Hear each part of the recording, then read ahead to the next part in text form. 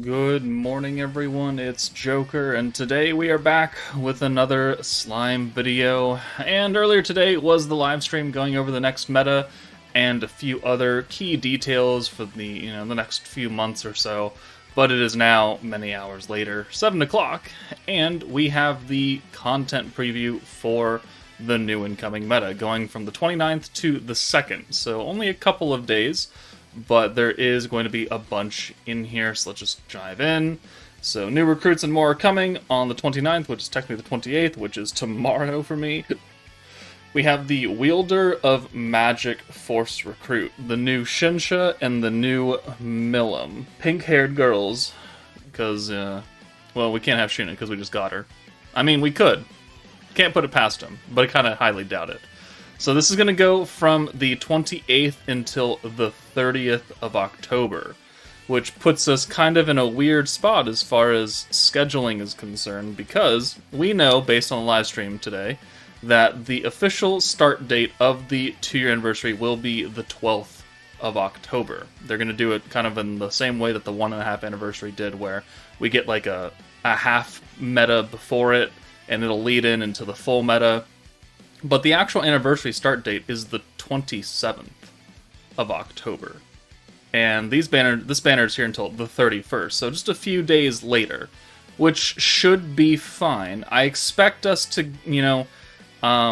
get the banner tomorrow, and then not get anything for 2 weeks until the actual 12th. So we're going to have, a dead period for a little bit, where we're only going to have these units, and maybe a few events in between. But then the 12th will be another double banner, is what I'm expecting. And that will last until the 27th, which is where the full, true, 2-year anniversary will begin with a whole new meta geared towards the 2-year anniversary. And that will go for the entire month of, November almost. That's what I'm expecting, based on how the 1.5 anniversary went. That is totally up to change. They can do some weird, funky things with the timeline, but that is, based on previous releases, it's kind of the schedule that I'm expecting. The new Shinsha and Milam appear at a higher rate, plus 5-star Wielder of Magic Force characters are also available to recruit. They are adding Wind 2.0 Diablo, Trainee, Dino to the banner, as well as Earth 2.0 Murin. So, really not great, because if we take a look and we select forces and we go Wielder of Magic right now, it's a little shit, right? We have Megamine, cool, good unit. EX Murin, who can be good in certain situations. Free to play Aaron and Adelman. This is it. We're gonna have then the Wind units added. So we got Wind Trainee here. She'll be added. And then Diablo will be added, and Dino will be added, alongside the free-to-play Wind Guild, and then Earth 2.0 Murin. So we have quite a few Earth units going into a meta that is going to have a fire enemy, right? Because this is giving us extra damage against fire units. Wielder of Magic will have 1, 2, 3, 4 with the other Murin Earth units. Megamine, a bunch of Wind units, and then this new meta. There's not a lot of options, and half of the options are not really viable for this meta because they're green orb changers. One of them is a blue orb changer. So I don't really have high hopes for this meta in terms of being fleshed out. The options are not great. I've never really been a fan of Wind Diablo. Dino has never been super good. Trainee is a good unit on a blue team. I don't think she's a good unit on an orange team. So, well, we shall see. Milam is the third iteration of Earth Hakuro, because we had Earth Hakuro, we had Toa, now we have Milam. They do almost the same thing. She is a 3/3 to 6 orange orb changer. She gives you 40 skill points, but instead of that's it, like Hakuro, or giving you extra skill points on oranges, like Toa, she gives magic allies pierce rate. So there is, the one key difference in between all of them. Does it make her any better? I don't actually know. because orange orbs are not used very often. A lot of the game, like 90% of the game, is focused on blues and greens. Like if we take a look at beatdown battles and tempered edges right now, nerfs oranges, nerfs oranges. Tempered edge, nerfs oranges. Oranges are fine here, because that was the last orange meta. No, no, no, no, no, no, no. Yes, because that was Earth Hakuro's meta. Another orange meta. So there's not a lot of places where oranges are legitimately viable and usable. So bringing out an orange meta now is, I think, not a great... It's super bait, for one, right? This is the last thing before the anniversary. They want it to seem good to steal your stones, but even that, like, I don't think they did a good job. Like, she's just a reskin of Toa and Hakuro, essentially. Shinsha is going to be interesting. She is, meant to be on an orange meta, which obviously there aren't a lot of, and there's not a lot of places you can use her. Her alt buff is double limited between EX units and magic units, or EX alts and magic units, so we'll see. That was a long rant. Moving on, we have some extra packs in here. So we have a 30% ticket, 30% Wielder of Magic Force 5-star guaranteed ticket recruit, and then we have the 10%er, like normal, and then we have the normal ticket packs, Hot Pot, Reforged Stones, whatever. Halloween Night Harbingers. This is the story event. Get the 4-star Protector Rigurd, the Frankenstout. I didn't know that was a side name. And then Ranga, the Shadowbound Wolf, as a login bonus. Ranga seems to be okay. I like his kit right now, without having used him at all. We shall see if I change. We have Ranga's beatdown battle against the Golem, who seals body and spirit changing skills pretty much the entire fight. So Vengeance is going to be a hard sell on this beatdown battle, and they did that specifically. Also, healing is sealed, stunning is sealed, so you are pretty much forced to use a burst team that is focused on oranges. Again, I mean, they had to counter Vengeance somehow, and the only way to counter it is to make it so you can't use it. So we'll see how that goes. 5-stone, 5-shard, Platinum Hammer, Omni Accords, weekend bingo missions, okay. Season 11 of Ranked Valor Cup starts on the 1st, so Sunday, this coming Sunday. Alright, we do have a little bit of a leak as well that tells us a little bit about the future, because we're getting Season 11 of Ranked Valor Cup. However, in the data, it was already added that Season 12's Ranked Valor Cup will be a Hinata Cup. And this won't come until next month. This won't come until, late October, early November.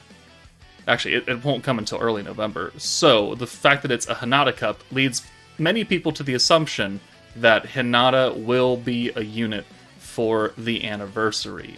Not hard confirmed, but, I mean, the last time we got a Lumi Cup, Lumi came out, right? Because it was for the Summer Memories meta. Milam came out, there was a Milam meta. Megumin came out, there was a Megumin stat. Well, it was technically a Rimuru statue, but whatever. You get the idea. So, Hinata soft confirmed for the 2-year anniversary. We'll see. Moving on, we have a Salad Harvest quest also starting on Sunday, and that is it.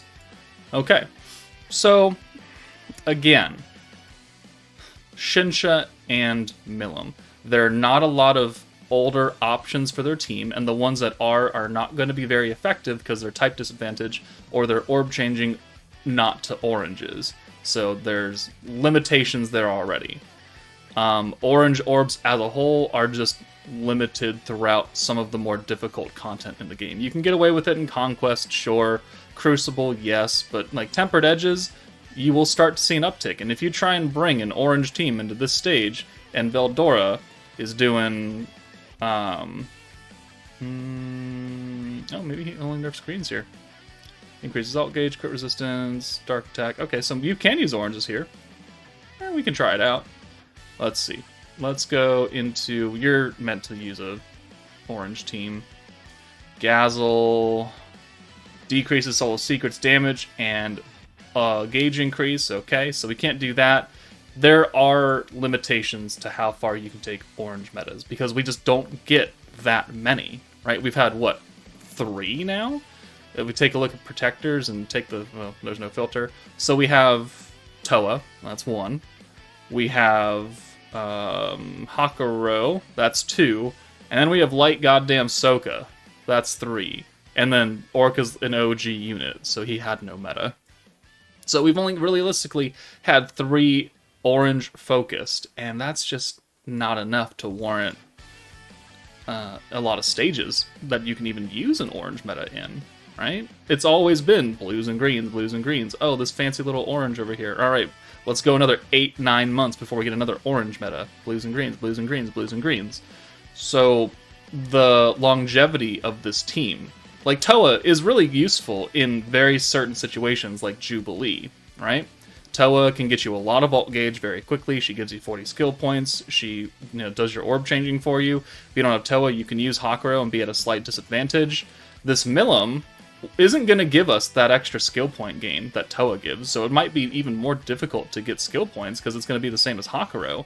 And instead we're going to have Pierce, which, some stages don't like Pierce. Some stages nerf Pierce. They have so much Pierce resistance, or they seal your Pierce rate or something like that.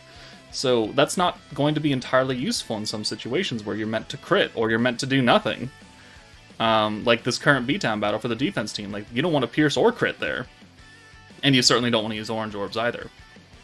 So I really, really want to caution people against summoning for this meta. People may like Shinsha, people like myself, I like Milam, and, I'm a content creator. I will summon for this meta, and I will use them so I can be informed well enough to tell you to not summon. Because, again, the anniversary is going to start in 2 weeks' time. We don't know what this day is going to bring, realistically, and we definitely don't know what this day is going to bring. So, since we don't know, and, I'm not terribly impressed by these units, I've seen a lot of other people who are not terribly impressed by these units, I think the safest option for you right now, as of this video recording, is to either finish your pity on Raphael and Velzard. Now, I know that the beatdown battle has pretty much sealed Raphael out, but that doesn't mean he's sealed out of the rest of the game, which we know, based on my video proof, that you can clear every single conquest and every single tempered edge with this Raphael and Velzard by themselves. You cannot do that with this new Shinsha and Milam, right? You can't. You can't do that with the 1.5 anniversary Warriors Mind team. You can't.